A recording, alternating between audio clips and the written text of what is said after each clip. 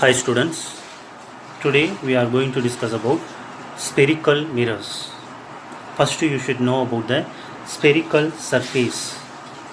Spherical surface is a part cut from a hollow sphere.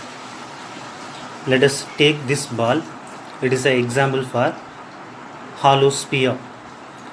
Imagine from this hollow sphere I am going to take a particular part separately. Now it is a spherical surface.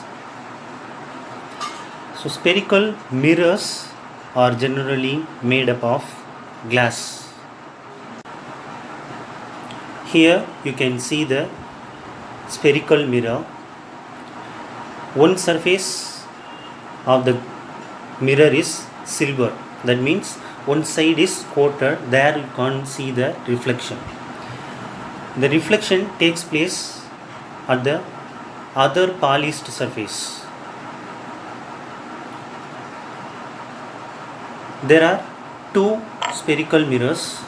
One is convex mirror and another one is concave mirror. To understand these mirrors, take the spoon which is in your home. If the reflection takes place at the convex surface, in this surface, it is called as convex mirror. And if the reflection takes place at the concave surface, it is called a concave mirror. Here you can see two spherical surfaces, and the first one represents the convex mirror, and the second one represents the concave mirror. Because the first one coating is given inside the spherical surface, at the convex part we can see the reflection. In the second spherical surface, coating is given at the outside. Inside, in the concave part, inside you can see the reflection. So this type of mirrors are known as concave mirrors. Now we are going to discuss the parts of the spherical mirrors. First one is center of curvature. As I have told already, spherical surfaces are the part of the hollow sphere. So here you can imagine a sphere like this. Now we can say this concave mirror or this spherical surface is a part of this imaginary hollow sphere.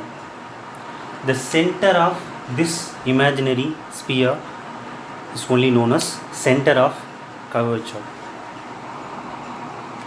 Let us take C is the center of this imaginary sphere. So C is the center of curvature of that spherical surface or concave mirror.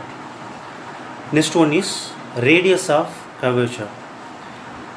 The radius of the sphere of which the spherical mirror is part is called radius of curvature. As simply says, radius of this imaginary sphere is known as radius of curvature. Here I have drawn the radius for that imaginary sphere. This radius only known as radius of curvature for the given spherical mirror. Third one is pole. The middle point of the spherical surface of the mirror or the geometrical center of the mirror is called pole.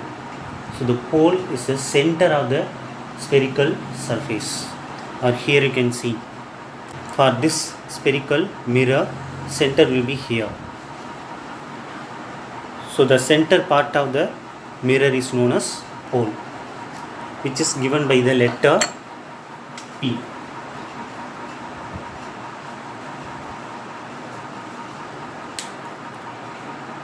Fourth one is principal axis.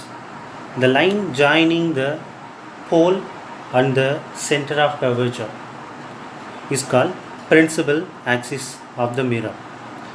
The light traveling along the principal axis towards the mirror, after reflection it travel back along the same principal axis. It is also called as optical axis. Next one is focus or focal point. Light rays traveling parallel and close to the principal axis, when incident on the spherical mirror, converge at the particular point for the concave mirrors. So the light ray which is parallel to the principal axis and close to the principal axis, after the reflection will converge at the particular point. This light ray also converge at a particular point. This point is known as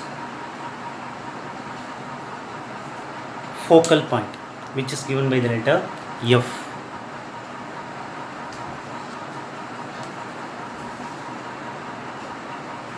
So far we have discussed only about the concave mirror. For convex mirror also same concepts are applicable.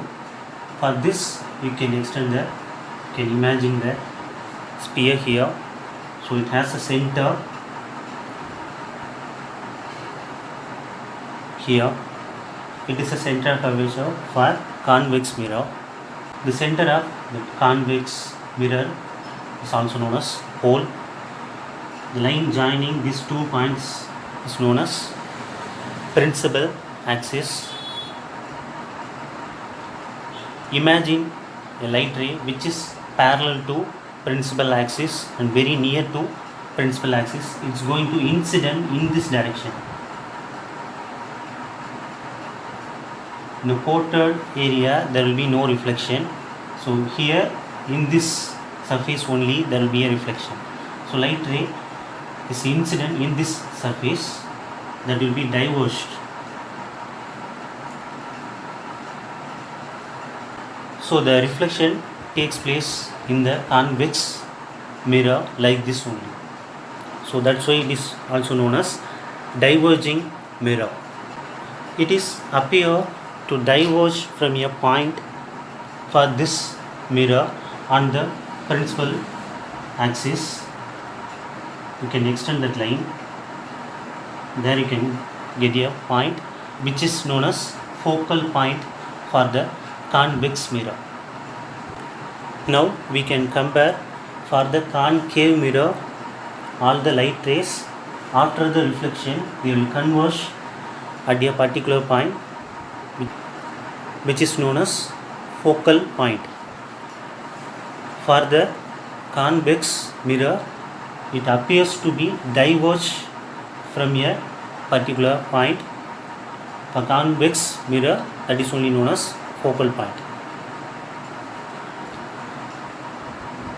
Next important topic is focal length. The distance between the pole and the focus is called as focal length. The distance between the pole and the focal point, that is only known as focal length.